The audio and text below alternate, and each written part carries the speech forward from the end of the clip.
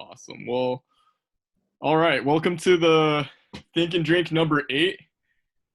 And we're going to be talking about shoes, just everything about shoes and everything related to performance. Just we picked 2 articles that we thought that would be really cool to discuss and go from there and share some of our clinical experiences.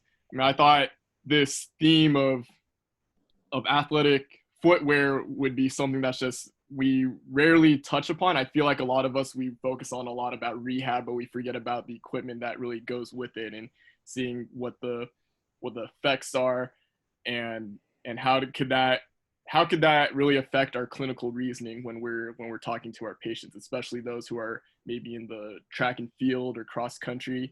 It's definitely something good to really touch up on and learn something new today.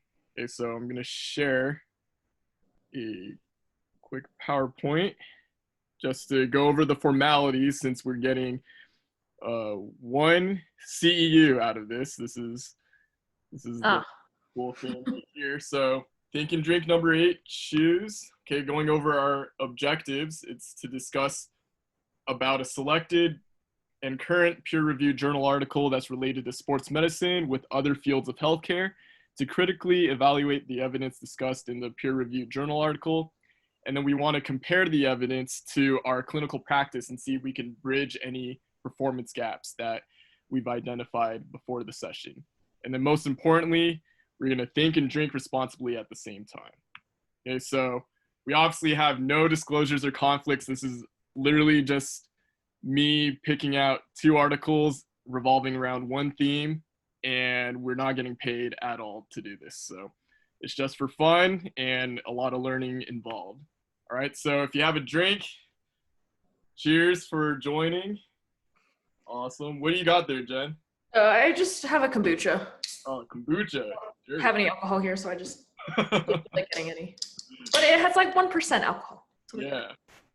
And since you're let's all kind of like introduce ourselves since it's just us 3, and I know Jen, you're new. Let's just kind of get to know each other as well. So for those of you guys who don't know, my name is Philip Ting. I'm actually going to PT school in August, but I currently work at LGOST Orthopedic Sports Therapy, and I work as a outreach athletic trainer for Willow Glen High School. Ladies first. Okay, I'm Jen Shu. I'm living in Utah right now, so I just finished grad school at Utah State, and I'm now going to go work at Oglethorpe University as an athletic trainer and a strength coach. It's a small school in Atlanta, and I'm really excited to get there and start. Jen, you were at Utah State. Were you a football GA? My first year, yeah. Okay, so not last year. No, it would have been 2018. Okay, gotcha. Yeah, I met whoever was with the team when they came down. So I'm an assistant trainer at San Diego State. Okay. Football and tennis. Just finished up being my first year here. Originally from Kansas and been out on the West Coast. I think I actually follow you on Twitter.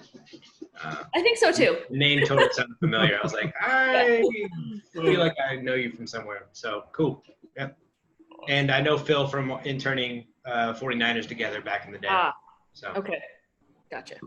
See, athletic training is always a small world, and it's really cool to just finally meet people that we meet on social media or even just reconnect, kind of like Josh and I and you and myself, Jen. So it's really good to just be able to connect and reconnect. Yeah. All right. So we're gonna talk about the first study. So this one's done by Dr. Cornwall and Dr. McPoyle. The title is "Can Runners Perceive Changes in Heel Cushioning as the Shoe Ages with Increased Mileage?" So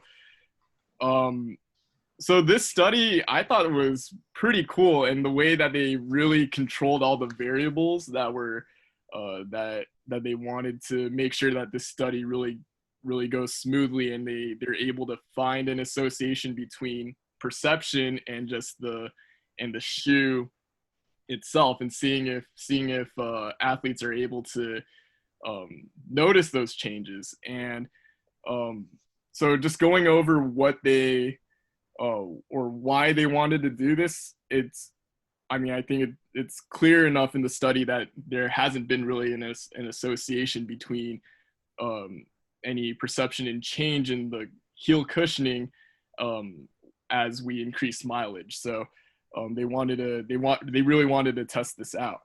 And let's see, they came up with three hypotheses for the study. So first they hypothesized that those individuals who run at least 24 kilometers per week would be able to perceive a reduction in the heel cushioning when running in the same pair of shoes over a running distance of 640 kilometers. So that's approximately 400 miles. Their second hypothesis was that the use of the durometer could be used to objectively measure changes in midsole material hardness in the heel region of running shoes used by the same runner over a running distance of 640 kilometers. So the durometer is just another tool that they would use it's one of those material testing devices. Their third hypothesis was that the reduction in force and plantar pressures in the rear foot or heel region of the midsole would not be greater than between 20% and 30% after running 640 kilometers. So in this study, they took 15 runners and they went through a pretty tedious protocol. I mean, they did a medical history. They wanted to rule out any lower extremity injuries, anything that's any history of surgery, any congenital disorders. They wanted to make this as pure as possible. So pretty much these subjects that they chose, they didn't have any, they barely had any injury history. They are all rear foot strikers as selected. So they had their gait analyzed, and they were all classified as rear foot strikers. They all got a $120 voucher to buy a pair of running shoes, a brand new pair of running shoes, and let's see. Then after that, then they went through this testing protocol. So they first had to break in the shoe, just trying to get it as close to realistic as possible. And then they then used a control shoe, which was a martial arts type of shoe. So I thought that part was pretty interesting, how they chose this martial arts shoe as a control just to figure out what their select speed was and not have any cushion shoe or any type of shoe be a kind of, or I guess any feature of a running shoe kind of factor into their running speed. So they try to standardize the running speed as much as possible. They didn't even, like, I would have thought, like, why didn't they just do like a minimalist shoe or something that's just like one of those like five toe Vibrams or whatever. But even that, I think the martial arts shoe is just like, it's simple. It doesn't really, I think it didn't have to include like the 5 toes that their toes would have been inserted in, but just like the martial arts shoe where it's not as thick. I thought that was a good way to make it as a control shoe. And then after that, they ran their self-selected speed over a 42-meter indoor runway 3 times. And then they were able to, after they did the 42-meter runway, they took a questionnaire, which was called the FCAT. So the FCAT is, it stands for the Footwear Comfort Assessment Tool. I've never heard of this outcome measure before. It's like, I thought the only thing that, like, when you go to a shoe store and you have someone help you out, it's like, oh, does the shoe fit? Where does it feel tight? That's it. Like, there wasn't any sort of quantitative tool around that. So I thought that was pretty interesting how they were able to find a validated outcome measure tool to find comfort in shoes.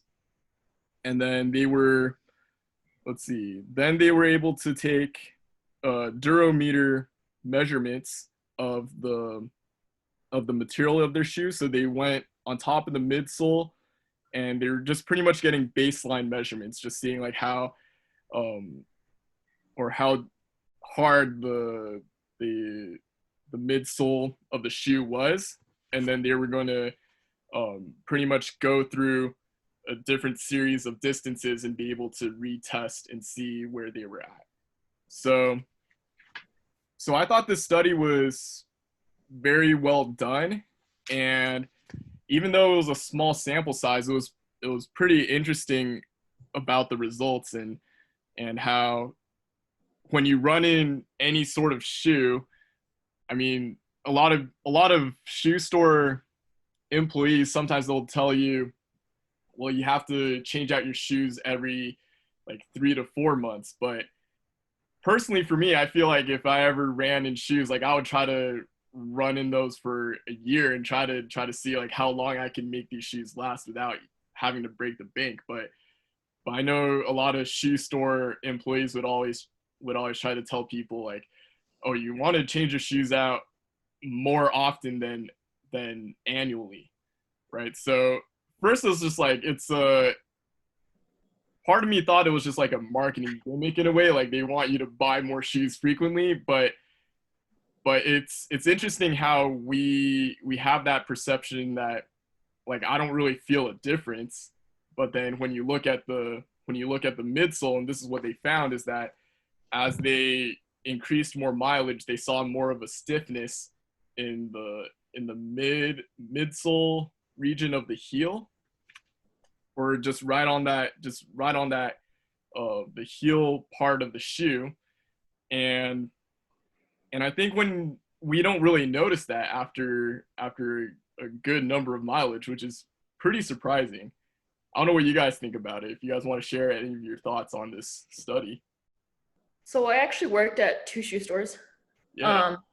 So I worked at Finish Line, that was in high school, which is really just you get shoes for people you know. Uh-huh. Then I worked at a New Balance franchise in Pittsburgh, and New Balance has a lot of like shoe tech, right? They have a lot of different thicknesses and these things called roll bars, which go sort of under that arch to keep you from, pronating too much, all this crazy stuff. And so I got really into it. And that's when I started learning more about like minimalist shoes and all that stuff. So I had these 2 different things of like New Balance technology versus like wear nothing on your feet, basically. And so we definitely, fit people based on their arch scans on this machine that we had, and based on what they needed.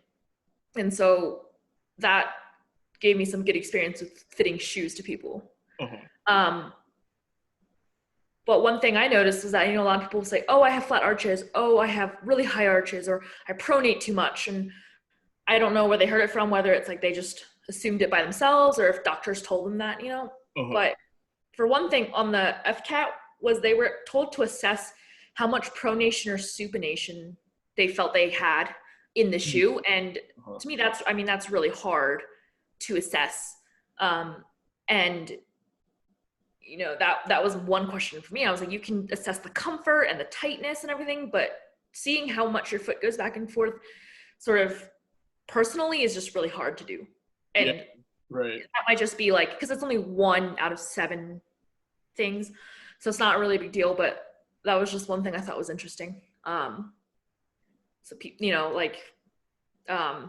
we always tried to adjust for pronation, supination, but both of these are important in the gait cycle, right? If we completely block off pronation, there's no force, what's it called? The ground reaction force. Okay, so when we walk or run, I guess, when we pronate, that helps with the ground reaction forces and absorbing those forces. So it just helps with that shock of, hitting the ground over and over. Yeah. And then if you don't supinate, that's then also a problem. So as much as, we try to look at control of these items, we have to kind of potentially let people go through these motions a little bit more. So that was like one thing I kind of have noticed with running shoes. Right. Yeah, never worked at a shoe store or anything, but in grad school, we did a lot of gait analysis stuff in relation to like making orthotics. And if we were treating an athlete for knee pain or ankle pain or whatever it may be, even in our long-term rehabs, like coming back off ACLs and stuff, as we got closer to the running return, we would always do something to see if there's something we need to adjust or something that we could adjust if they were having issues, right? So just in regards to that, coming down, pronating, coming through, we had a lot of guys who would over supinate coming through, and we would, put a first met head block and have them helping get over the toes. And I haven't done any of that in several years, so it's all kind of rusty, but I thought a lot about that while reading through, like Jen said, that having them subjectively tell you how much they supinate and pronate, like it's hard enough to see it in slow-mo on a video camera and be like, oh yeah, it looks like you're kind of rocking in a little bit as you come through. Like, there's no way they're feeling that. There's probably pro athletes who have a hard time feeling that. Right. So that is definitely, that's a very hard subjective thing to measure. So I thought that was interesting, but yeah.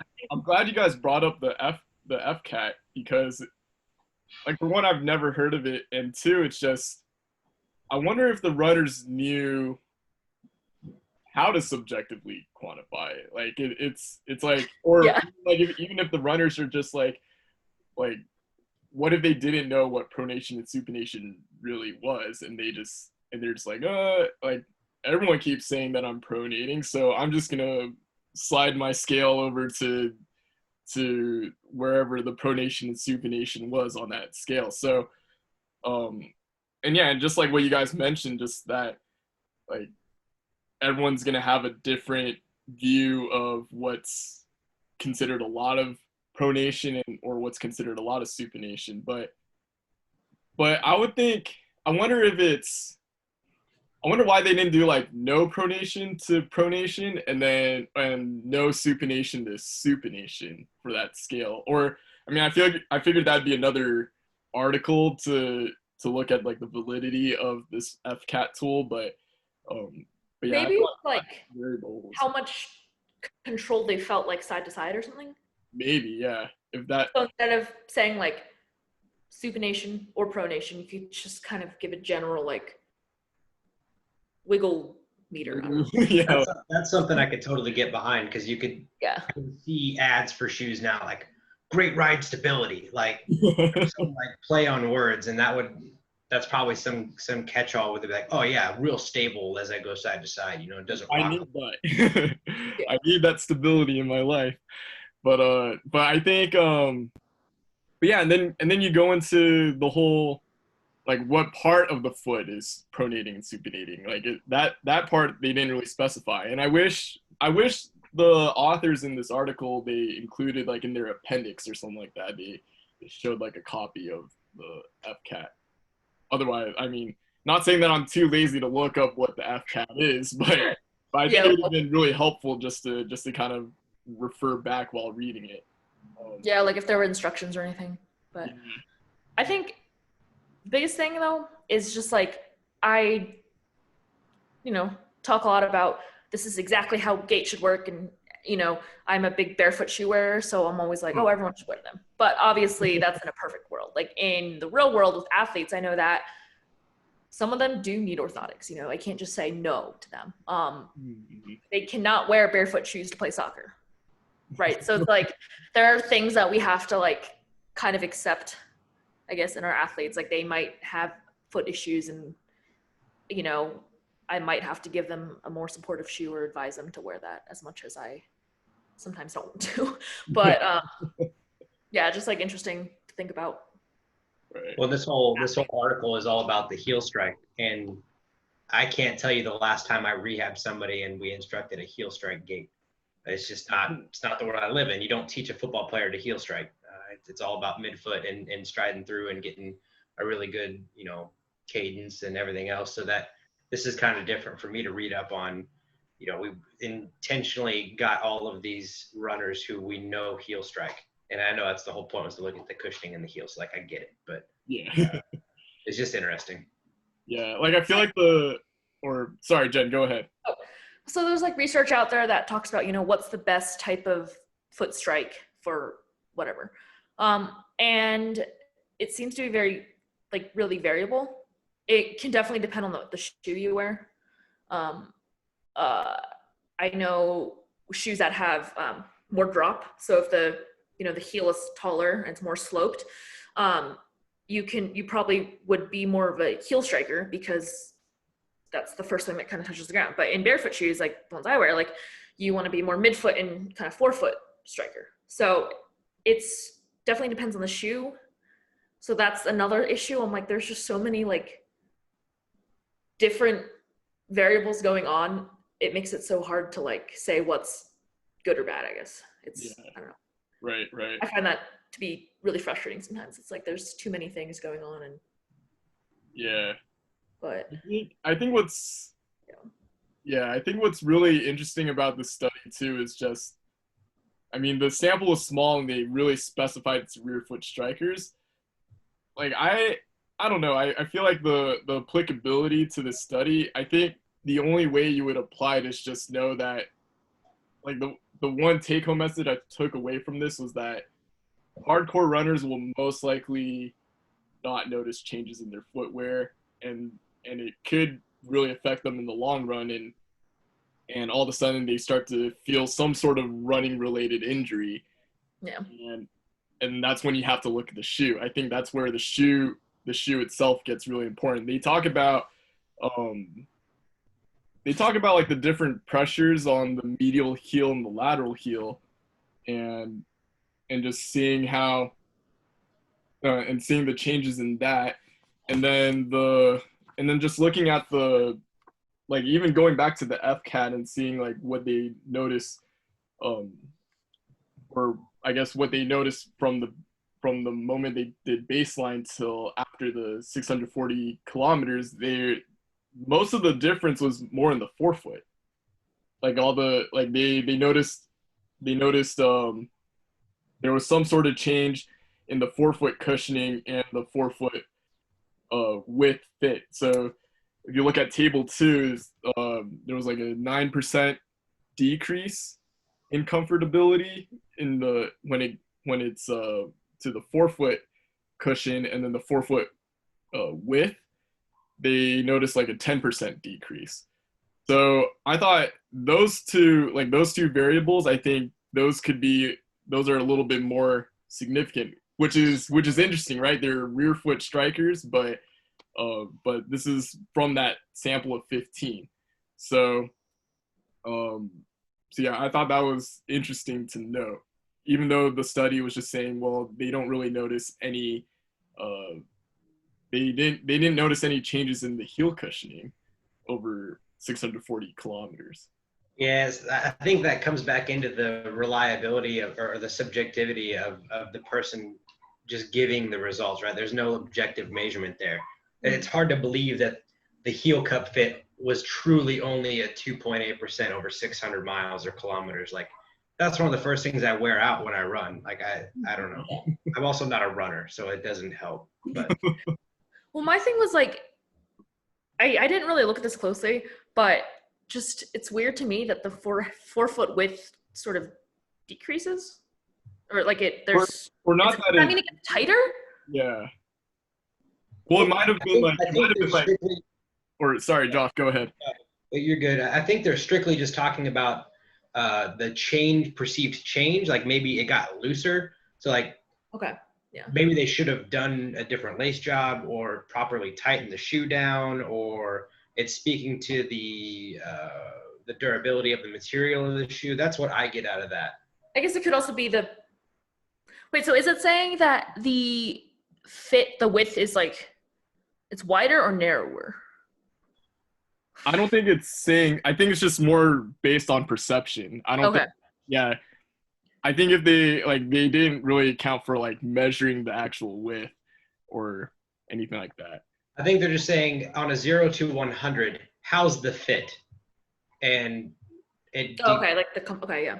Yeah, I think it's all a subjective comfort kind of thing, and then like the length fit, like obviously the length of the shoe is not changing, but they reported a 4% change over the mileage. So like, That's interesting. Yeah. It's not fair. I have a second screen with Oh, the study right in front of me, so I can look at it. But right. Well, I know. So, I, we got shoes from Utah State, just for clinical stuff, and I literally anytime I wear a shoe with drop, like even a little bit, everything, my whole body is just like, no, don't, it hurts. So they, the Pegasus, the Nike Pegasus is that new running shoe that everyone has, right? And it's like pretty sloped, and Yeah. I have to wear a men's size because my feet are wider now, and my foot still fell over the platform. Like it wasn't even fully on the platform. And then I still wore them sometimes just because they looked nicer, the cushiony foam part started like slowly just being squished down. So you could just see the foam being like smushed and kind of crinkled. And, I would see our athletes like running around on those for practice. And I was just like, oh, wow, that's just crazy to me. But the difference is that they've adapted to that type of shoe or that type of like drop and that type of cushioning. Yeah. So that's, they're able to do that. And I can't say for sure, oh, that's going to cause them injury in the long run. Like, I don't know that for sure. But so that's, you can't just go and change someone's footwear for the fun of it and stuff like that. So that's just interesting things to think about, I guess, when it comes to different models of shoes and different cushioning. How they talked about the lateral heel changes. I mean, we get the Pegasus for game day shoes, for practice shoes, and all that stuff. And the first thing that lateral heel does is just fucking curl and ride up because I'm just all day, and that foam just starts to shrink. I'm like, oh, I'm breaking these in pretty good. All right, here we go. At some point, they've got to reach their end, so then you're good, I guess. Yeah, I think that the ones I wear at practice are very near to being replaced, but like they look okay. So they're my field shoe. So when I go to practice, I'll throw them on. I can wear them for a couple hours, and then they go right back under my desk. So that way I don't tear up other shoes and get turf beads in all my shoes. So. Right. Well, I wonder if that's it, like the way that people are unable to perceive changes, because like maybe the shoe looks nice still, like maybe they're not running it to death, so it still looks okay, and like, oh, they're fine or something like that. Yeah, like I wonder if 400 miles total, like I'm trying to figure out like how many weeks would have that been if let's say it's what 24 kilometers per week that they're running, and then that's not too much mileage. Like it's not much. So yeah, I wonder if it was it's like your weekend warrior almost, but no one, it's not like someone who's training for the marathon. It's not it's not like not too crazy of a distance to run. I mean I wonder what was that? That shoe would last me a very, very long time. Yeah. Yeah, I wonder if they were to redo the study, I would have definitely would have considered increasing the mileage and see if they noticed changes then. And I think like an interesting thing could be almost doing the study with like collegiate or pro runners, because I mean, you really could. You're just giving them shoes, and they could pick a shoe, you measure it, that kind of stuff, and you can go through it that way. It's not too invasive. And I see a lot of like people I follow on Instagram and stuff that talking about everyone going to barefoot shoes. I'm like, well, again, like you can't just stuff athletes in those and hope that they're going to be fine. So I think it would be cool to like apply this to a different population of people who are at like a higher level. So right. I agree. Were you guys surprised by the hypotheses being rejected? So pretty much at the end they were saying that like the first hypothesis that they had that I even have to review this myself. The first hypothesis, those who run at least 24 kilometers per week would be able to perceive, but then obviously they didn't perceive any changes, so they rejected the hypothesis. And then And then the other hypothesis, I think it was the third one, where they were talking about that there was going to be reductions in force and plantar pressures in the rear foot heel region, and those numbers wouldn't be greater than 20 and 30%. So they found that. Let's see. I highlighted all these. Yeah, they said the third hypothesis that was rejected too because they thought it wouldn't be greater than 20%, but they were able to see the PTI and the FTI were 28% and 33%. So they saw a much higher reduction in force and pressure. I wasn't really surprised with them not being able to perceive changes because one, even experienced runners might have trouble with this, but your body adapts to the stresses that are placed on it, right? So if that cushioning decreases, then your body has to take on a little bit more of that force in a different area. So generally they say like the foamy cushiony running shoes are really a lot better for your ankles, and your knees might just kind of get a little beat up. And the barefoot shoes are really good for your knees, but your feet and ankle can get injuries if you don't, use it carefully. So as that cushioning decreased, there's more of that demand on the body. And so it's like this is just me guessing, I don't know. There's like a slow adaptation to that slow increase in force. And it may just be imperceptible to like feel by the subject or something. So that was just like a thought I had about perceiving it. Yeah. Right. Yeah. I mean, you're Joe Schmoes, right? They're not elite level. So the fact that they can't perceive that, I'm not surprised by it too much. I mean, there's athletes who wear. You get your every track team in the country has a kid who's wearing shoes that are way past gone, and that kid is literally there to run. So like some people who are above average or near elite still can't perceive those changes. So it's not. I don't think it's that crazy. You were saying if you were going to go back and redo the study, you would change some stuff up. Honestly, I think if this was going to be redone, and Jen, you mentioned with like college teams or whatever, you could, as long as you had a good research and like physiology department, I think putting them on a treadmill and obviously let them go do the running, but all factors the same. They don't have injuries. They don't have any of that other stuff. Throw them on a treadmill and get like a motion capture system. And let's actually see the gait changes. It should be, as long as you use the same settings and speed and everything else, of the shoe. How does the shoe change their gait over time as it wears down? And I think that could be a good predictor of injury too, and it would make an even bigger case of why these kids need to stay in new shoes throughout the season and throughout training. I think that would be a cool study. Yeah, like there would be more power to it. Like it would just be, it'd be something like it's something worth discussing about, in a sense, right?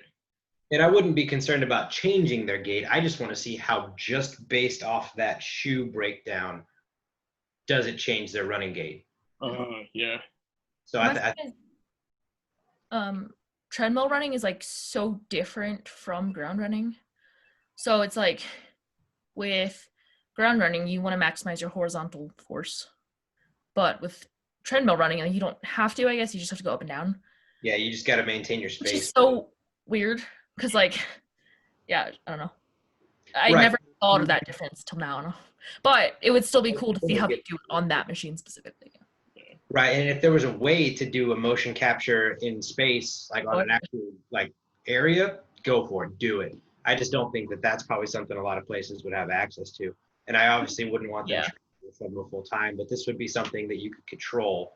And it may be different from their running gait when they're out and about, but as long as you consistently use that treadmill motion capture, it would at least give you a baseline that you could come back to and be like, well, we know at 600 miles, this shoe starts to really break down, and we see this in this athlete.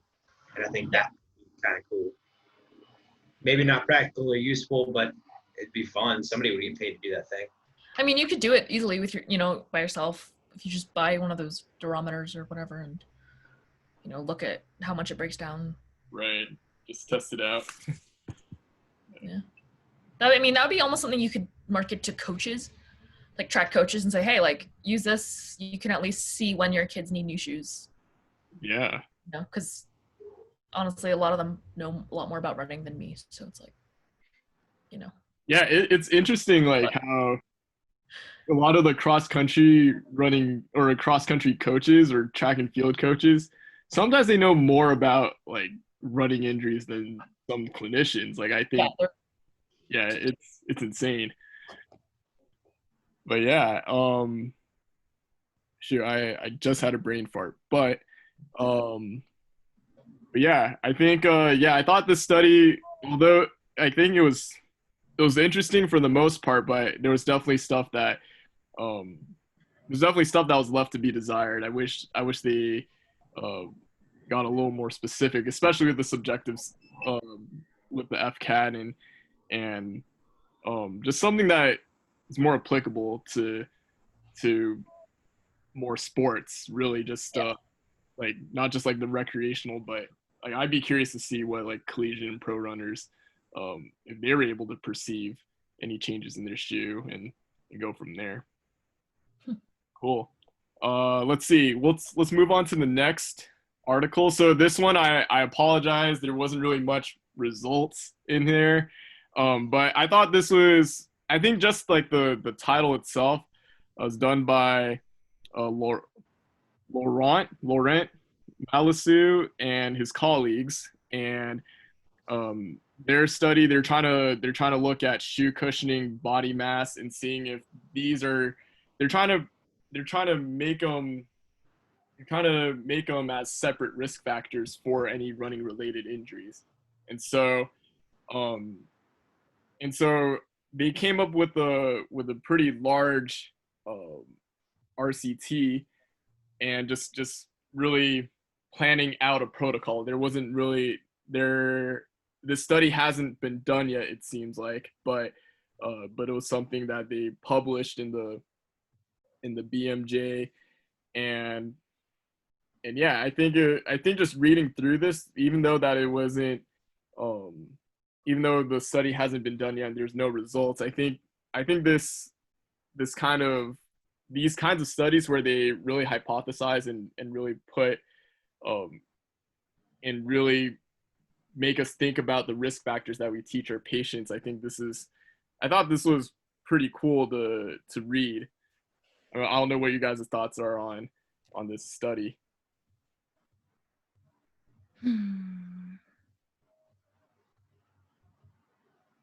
So there was a researcher, PhD student, who was talking about some research he did with exercise for overweight individuals on like an aquatic treadmill and doing stuff like that. So there's definitely a lot of research on like how people with greater body masses, you know, can lose weight without causing injuries. So that was just like one thing I thought of it. I just thought that was cool. Like there's so many different ways to kind of get to that one end goal.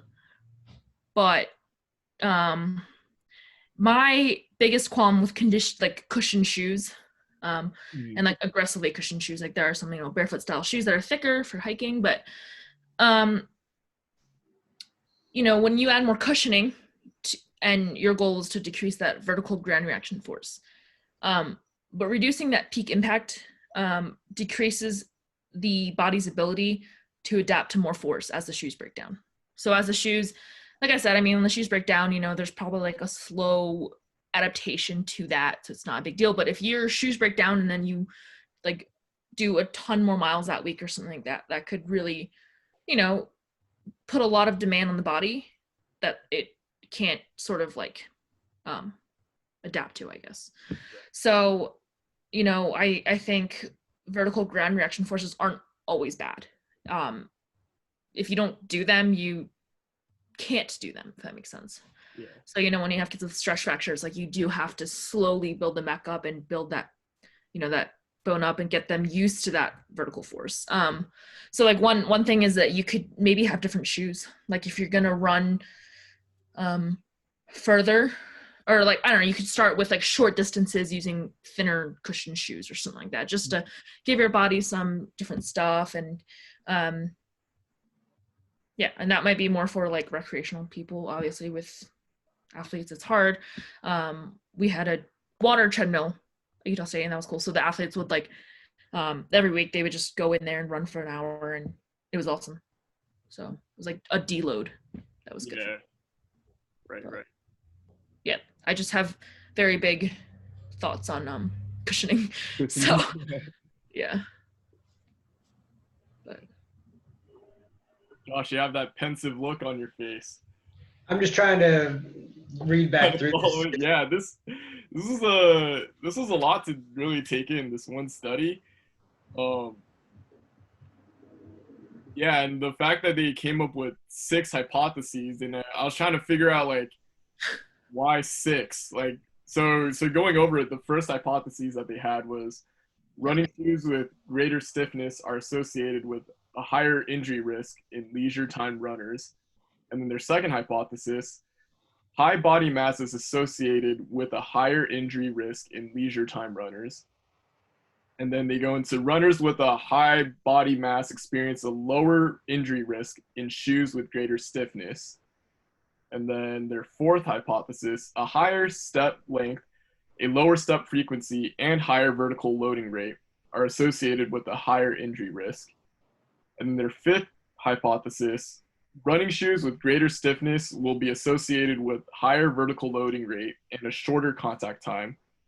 And then their last hypothesis, high body mass will be associated with higher vertical loading rate, increased contact time, increased duty factor, and decreased step frequency. It's like a lot to take in, like all these variables. Like no wonder we haven't seen the last of this study protocol, really. I think it's a lot of different variables that they're trying to account for and make associations with.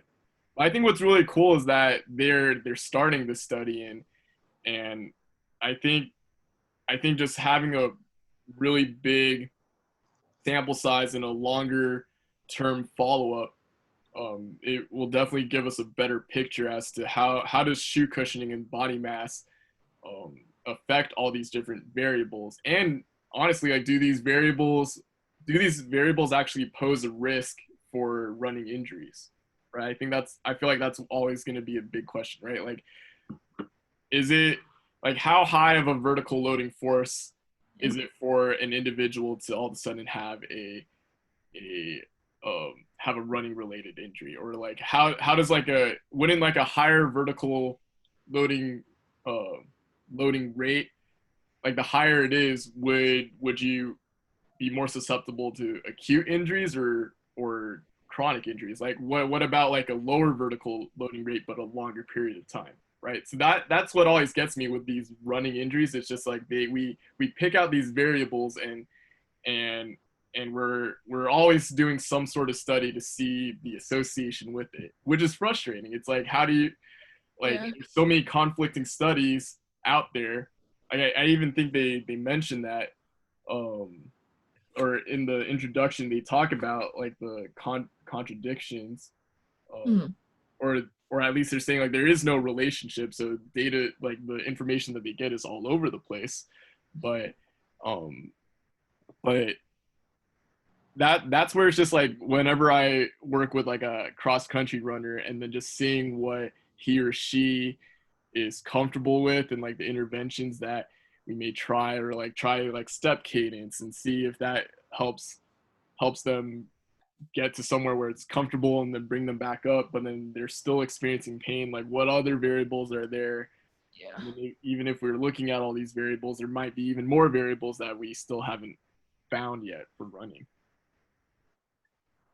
Yeah, I feel like a large portion of running injuries could be a stress fracture, right? Mm-hmm. And like I had an athlete with a stress fracture that I had to deal with. Like it was a lot of good training, I guess, for me. And the biggest thing was that a lot of times genetics plays a really big part in your bone density and obviously your injury history, like how many stress fractures have you had, and diet and stuff. So there's just like literally maybe not hundreds, but possibly 100 at least, like different variables that go into injuries, and that's just like so yeah, like running It is blows your mind. yeah, it's like I don't know, I start to like running more and more, just kind of looking into it. Like I've never worked specifically with track athletes, so I'm really excited to do that, but it'll be interesting. So yeah.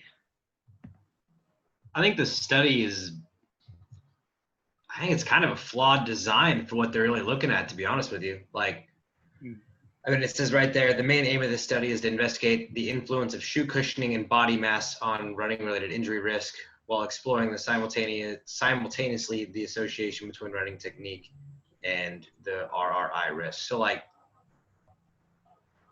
what if you get all the same body mass runners out of, like, a crazy idea, right? 800 people having the exact same BMI, but it could be possible of people who are willing to be part of a running study. Like, how are you might as well throw that variable out the window unless you're going to intentionally put, you know, a healthy BMI group, even though BMI is fucking bullshit, and then get your people who are way out of the healthy range. How are you going to determine that factor? Because I don't know. I just don't get how they're going to control that. But I don't know. And I get the shoe cushioning. Here's my treadmill gait analysis that I was talking about with the last study. They're going to do it here. So that's going to be interesting because it also says about the running technique. Well, how are you going to tell someone they have bad technique or good technique? Yeah, it's so. Well, my other thing is too with BMI. I just thought about this because like, is it just body mass or is it? I mean, obviously that body mass alone plays a part, but then it also depends how it's distributed and all that stuff. But like at the same time, like I would be considered like overweight with my BMI for like my height. So then, you know, if someone like me were to participate in this study where I, you know, where how would you define that? You know, because I don't know. It's just like, do you stick so strictly to the fact that like BMI is everything and, you know, having a higher body mass will definitely lead to this injury? Or do you just kind of go like, well, you know, she works out and runs, you know, 2 or 3 times a week. You know, I mean, I know I'm kind of just going in circles now, but do you know what I mean? Like, Yeah, I don't know how to explain what I mean. Yeah, I thought we'd be straying away from BMI as a variable. Yeah. Yeah, like we were always learning in school, right? BMI is a number, but it doesn't tell us everything about a BMI value, right? Well, what do you guys think? Like, what would be if you were to redo this study or republish this journal? Like, what? But you still had to look at anthropometrics and the shoe design. Like, what? How would you redo this study, or how would you rewrite the title of the study? I honestly, I don't even know, because I mean, just the way it's written right now, the results section that they're going to have is going to be crazy. Like, they're going to have these results based off the cushioning of the shoe. They're going to have these results based off the BMI. They're going to have these results based off the technique, and then the variance of what it looked like on day 1 versus month 6. Like, I would hate to be the person to have to go through and do all this analysis on this data, because it's going to be so much. Maybe that's why we haven't seen an end to this study, because it's overwhelming the amount of things that they're going to try to correlate and look at. Yeah, I mean, they wrote this in 2017. Yeah. So maybe they did. I don't know, but it is a lot. Like, I didn't realize that when I was first talking about this, but that's way too much. If you really want to do something with body mass, you need to get rid of the technique form. Yeah. Get rid of it. It probably is not going to be all that useful anyway, because once again, how do you quantify what's good or bad? People run the way they run. If they don't get hurt, they're probably going to be just fine. The shoe cushioning, that's a variable that you can measure. We know that from the previous one. So if you want to look at, honestly, I wouldn't if you want to do a body mass on injury, do a body mass on injury. Get rid of the 2 variants in the shoes for this one, I don't know, there's probably body mass injury studies, but if you want to go see if someone who has different body mass is more likely to get injured, give them all the exact same shoe and Yeah. find a wide range of people with varying body masses and tell them to run. And this is only asking them to run once a week. Yeah. Probably not going to see a lot of injuries come out of this. Yeah, and the other thing is too, like, let's say you have two different running shoes and you're like, okay, generally this one causes more injury. You can't just give that to a group of people to do because that's harmful. So it's like, you can't even do that. And then the other thing is, I think there are a few components to a shoe that are really important that isn't just cushioning. Because you could have shoes with the same amount of cushioning, but they have different drops or they have different upper material, you know, so the toes can't move as much and stuff like that. So like there's just, I mean, that's getting into it a little more, but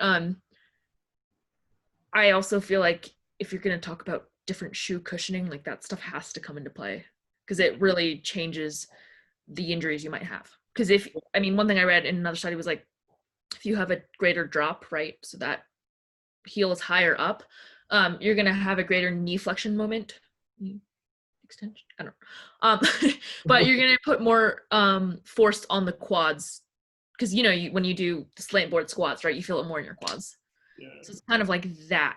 I mean, even something that small can change what muscles your body uses and stuff. So, yeah, it's a lot of variables. I think. Yeah. No, yeah, I totally agree. I think it's a study that you can't, like, if you had people in following up for 6 months, it's a lot of data to look at. And I mean, I feel like it probably just boils down to there is no association. And I think it's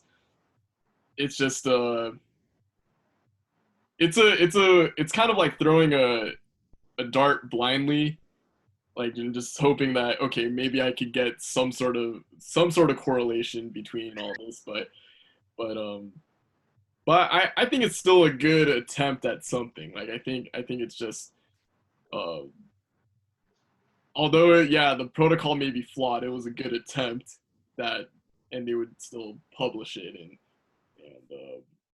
be able to talk about how they're going to do it. But yeah, I just feel like sometimes good research is like smaller steps, you know? Yeah. So you can correlate things better, I guess. And the last thing you were saying, Jen, like made me think of, you know, if you're going to do the body mass thing, and you talked about the shoe cushioning or whatever, like every single person in that study should be professionally fit. Like if we're just going to go take a body mass study and see their body mass and effect on injury, and they should be, for the study's sake, professionally fit to a shoe that is correct for them, which for all 800 people could be a completely different shoe. Mm-hmm. Yeah. So just saying, you know, or even like when I first said, put them all in the same shoe, that shoe could be absolute trash for them. Maybe their feet are too wide. Maybe it doesn't fit the way their arches are. And like we're splitting hairs and everything now, but like if you want to strictly look at one thing, the way to control that would be to put them in the best shoe for them, not just the same shoe. So yeah, that would get expensive really quick for 800 people. Yeah, well, looking at two different shoe types or just two different shoe brands and comparing those two for that particular individual. But then if you're looking at but it kind of, like, I feel like the more they kind of generalize it and have more subjects into play, it's really hard to really pinpoint why this would be a risk factor for I mean, so the study I did for grad school was like sort of a multivariable type thing, and it was only just like 2 sections. I had like 2 hypotheses sort of. That was like super hard, and it was really hard to find like one, I guess I didn't have necessarily the results I wanted, which happens a lot, obviously. But the other thing was that I had to kind of scratch at some correlations. So there was no statistical significance, but when you put them on, you know, a correlation to find that R value and stuff, there was enough that I could say, hey, this happened. But that's all I got. I couldn't say for sure that something caused this or anything. So that was like, imagine doing that though with 6 hypotheses. Yeah, that's hopefully in 2021 maybe they'll have a follow-up to this study, but I highly Yeah, I I, wonder if I haven't seen anything from these authors, but yeah. Not to keep going back to the study design, but if they wanted to do what they want to do here, I think they needed 2 studies. So do your 2 shoes, but the first study you get people within the healthy range BMI. You split them between the 2 shoes. You get your injury data for someone who is considered a normal weight, normal body mass. Okay, scrap that one. You got your results. Cool. Now let's go back, use the same 2 shoes, but we get people only outside of that healthy range of BMI, split them up, give them the shoes, and then you can take that healthy 2 shoes and out of range 2 shoes, and you could do a correlation and take a look at it. Because currently, the way their study is designed, it says regardless of running experience, fitness level, or body mass. Like, I don't know how to get valuable information out of this study. Right. Huh. I didn't even see that. Then you could really sit down and look at, okay, we know people who weigh in this range or have this mass index range. Shoe 1 showed more injuries. Okay, cool. Let's go see how big people run and see what happens to them with these 2 shoes. Oh, cool. Shoe 1 had more injuries. Looks like that stiffer cushion or vice versa was more likely to get injured across all variables or, per body mass. That's like all, yeah. Mm-hmm. Kind of, I don't know. I think they should have talked to some other people in the design, but should have talked to you. I mean, and if you wanted to get like really specific, you could look into like percentage of muscle mass versus fat mass, right? Because that, like I said, I'm like in that overweight range BMI, but like I don't know my muscle mass. I don't care really. No, and I agree. The BMI thing is like I understand why it's necessary, but also it's like. Like, there could have been more specific. There could have been more specifics to it, right? Like I think just going more in depth with body mass, like, yeah, I don't know. Well, like I feel like if they went into more of like or if they went into more of like body shapes, like I don't know that. I feel like that would have been like, yeah, that would have been interesting to do, like with body shapes and just, but then they would go into a completely different route with that. I as much as I would love for everyone to have like, muscle mass and fat mass and then do studies like that, it's just like super expensive. We got a new like DEXA scanner, but I don't even want to talk about how much those cost. Like I got told and I was like, okay, never going near that thing. But yeah, it's just not like, I get the use of the BMI is strictly because you can easily calculate it, and it's hard to get someone into an underwater scale or the bot pod, in a high quantity like this, or the DEXA scan. So like getting their lean tissue mass is just not feasible for a study this size. So like, BMI, most people aren't trained anyway, blah, blah, blah. And it's just like, I've been overweight in my BMI my whole life. So I think, and the hard thing too is like, they talk about leisure time runners. I'm like, well, there's some who like run but don't lift, and some who run and lift like pretty seriously, or stuff. Like, how do you even know? So I don't know. The participants could have been a little more specific. Yeah, but I don't know if this is like a flaw of a study or just a flaw of like all running studies everywhere, maybe. Yeah, like that's an interesting point you brought up. Yeah. Well, no, I feel like most running studies, they, like the one that we read before, they did a pretty good job of like, but the sample size was small. But I think I think that's just the challenge of finding a large population, and you have to accept for all those variances. But that, I guess that's where systematic reviews come in, right? They just find like a lot of different RCTs, and they're able to, like if there's a lot of RCTs saying one thing with the similar study or similar participants, then that's how powerful that systematic review is, right? Yeah. man, we really slaughtered this one study for sure. I think that it's good though. I feel like the one thing that I definitely took away was definitely Josh's and Jen and yourself, Jen, your guys' frustration with this study protocol. But like even though like I thought it was like, oh, it's a good shot, and now I'm looking at it again, I'm like, maybe it's a little like, ooh, it's double blinded and randomized. But I didn't notice that earlier. yeah. Like, cool. Like even though it's like as controlled it could be, like I think there are definitely flaws that are just like, yeah, how do you like, what are the chances of these correlating very Right. strongly? I think that when they go and finish doing all their analysis, they're going to sit back and like, huh, we didn't really have any good statistically significant results. I don't know why. Yeah. I don't know. I also see here now that they were running ads for like 6 months from September 2017 to January, Uh-huh. Ooh. trying to get runners. So that was the goal anyway. You just have to watch out because it's near that New Year's time, everyone tries to go and run. So it's like, It's probably smart. but They found most of their volunteers January 2018. That's where yeah, seriously. that's where they found most of their volunteers. Hashtag New Year, New Me. Yes. Yes. Oh, Lord. That's funny. Yeah, that's awesome. Well, Awesome, cool. Yeah, so those were our two studies for Think and Drink number 8. As always, last call for alcohol or last call for any sort of thoughts.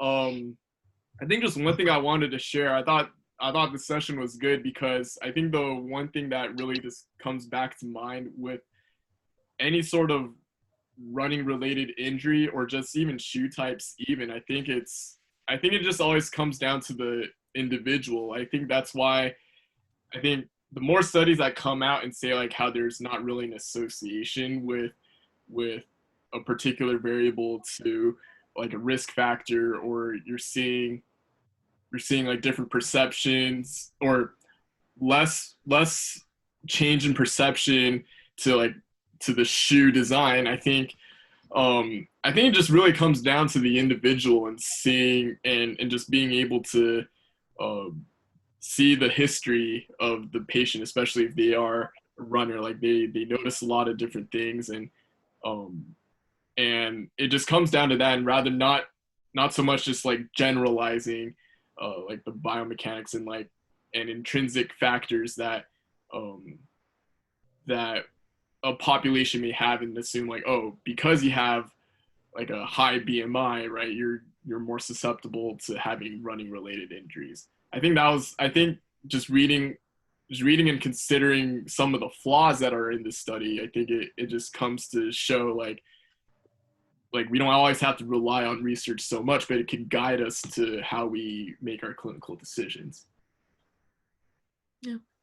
I think I would say, it's like a last statement, is that in the barefoot community, okay, the feet are the wheels of the body, like that. They're your foundation also. Like they are what allows you to move and do every single thing that you do.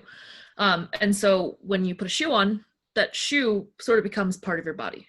And so when that breaks down, I mean, that's like your body breaking down if you're always wearing the same pair of shoes for the same exercise and stuff like that. And so then when that happens, your running form can break down, and which, in itself is not really an issue, because even through a run, your running form might change or just have little variations of things if you're going up a hill, downhill, whatever. But that can lead to more issues and things. So it's just really important to like keep track of your shoes, and keep track of if you're going to go into barefoot shoes, you have to kind of just learn how to adapt to these things. But yeah, just some thoughts. Josh, any last thoughts? I guess really just for me, working with the athlete, and we all work with the athletic population. So for us, it's just making sure our athletes have a good routine, a good warm up, consciously taking a look at the wear and tear on their shoes, on their equipment, and just being vocal when they might need to make a change. Or, you know, on our side, look at the obvious things first when something pops up. You know, somebody's starting to have knee pain while they're running. All right, well, let's take a look at your shoes. Okay, shoes look fine. Let's move up the chain and just segment it out until you kind of find the issue. It's not, you know, there's so much inconsistency on running forms, and can you change it? If you change it, do you make it worse? Do you make things better? I mean, a lot of times, especially in the college setting, by the time you get a kid, you're not going to have any luck truly changing any real mechanics of running in a positive manner. They've made it as far as they've made it running the way they're running for a reason. Unless there's some crazy obvious thing that consistently gets them hurt, you pretty much got to leave it alone. And I think you'll get a lot of track coaches that'll say that exact same thing. I don't need to be a form purist if the kid's fast. Right. The kid's fast already. So how can we make him faster and stronger and maybe reduce some injury risk? But the form is what got him here. He's doing fine if there's no obvious consistent injury thing. So yeah, I guess it's not like a big woke statement. It's just, yeah, like don't fix the system if it isn't broken, right? Yeah. Yeah. It just comes down to that. Yeah, I thought that those thoughts that we shared, I think that was definitely a great takeaway from just reading these two articles. Like we would think that there'd be something new, and then just all of a sudden it's like, well, we look at if we look at the study protocols and see how they designed this study, you know, maybe it's not the most ideal thing, but what we do know, it's all really about the individual and really going back to that patient and seeing like what works for them and what doesn't work for them, right? Yeah, just like the keep it simple, stupid. Yes. Thing. Yeah, the KISS method. He always says that. So Awesome. Yeah. Cool. All right. Well, it's past that 7:42 time. I'm really glad that we were able to discuss about these two articles tonight. I think we got a lot out of it. So what's going to happen is, I know Josh has probably heard this now for the fifth time, but for everyone that's listening, typically what we'll do is we'll send out the course evaluations, or I would say the session evaluations, within the next 2 days, and then on Monday, I'll email out to everyone what the next topic is. So the next Think and Drink, it will be Think and Drink number 9. That's crazy. That's going to be number 9.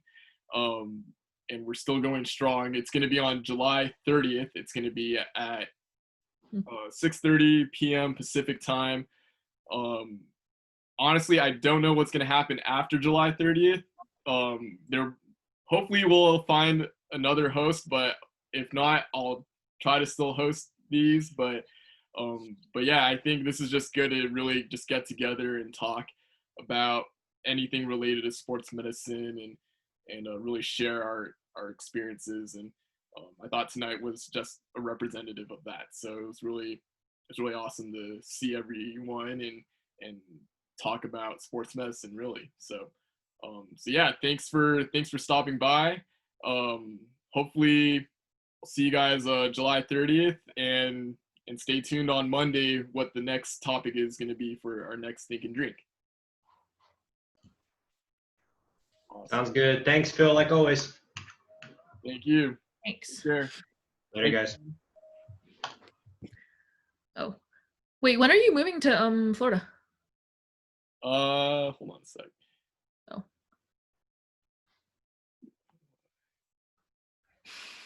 Sorry, I'm trying to figure out it. You're fine. I've done this before too. Wait a second. How do I stop recording?